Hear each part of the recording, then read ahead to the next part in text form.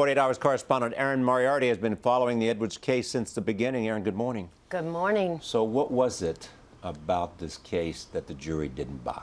Well, I think the real problem with this case all along was the main witness, the main key witness, Andrew Young. I think the government just put too much of its case on one witness.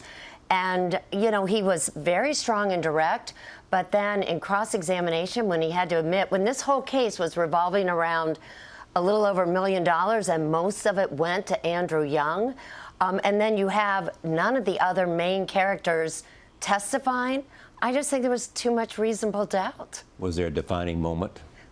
For me, and I think for the jurors, obviously, was during that cross-examination of Andrew Young. He seemed a broken man. You just saw him slowly disintegrating, and then when he had to admit that he spent so much money and on piddly things. I mean, maybe I'm very Midwest, but when he admitted he paid $100,000 for a home theater, another $100,000 for a pool, you began to wonder whether he used this entire scandal to enrich himself, and I think the jurors thought the same thing. It's almost certain that the prosecution will not retry this.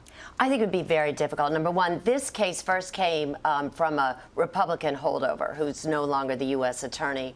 I think they're stuck with this main witness. And from the very beginning, you know, it's very interesting. I tried to do a piece for Sunday Morning and try to get someone who supported the government's case. I could not find anyone who thought that this was a valid prosecution.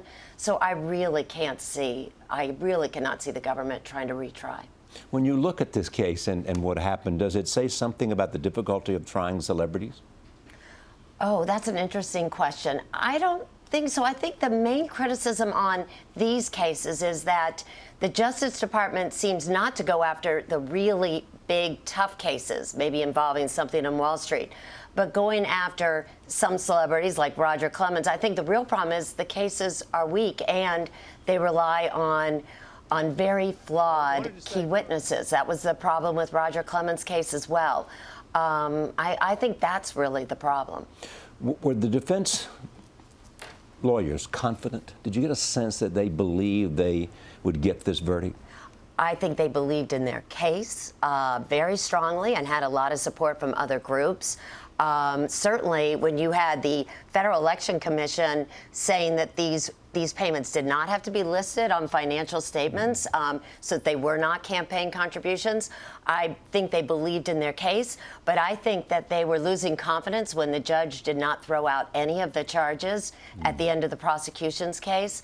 I think as the days went on, I think it was very nerve-wracking.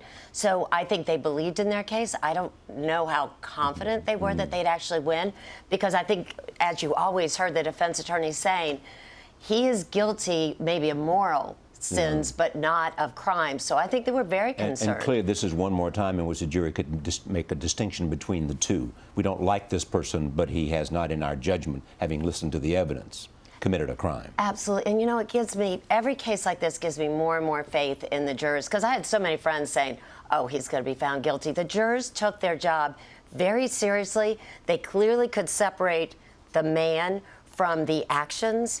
And when it came down to it, you didn't have Rachel Bunny Mellon testifying. You didn't have Fred Barron. You didn't have John Edwards. You didn't have Riel Hunter. All you had was Andrew Young. And could you trust his word when he made so much money out of this? It was just a reasonable doubt case. That's what I really think it came down to.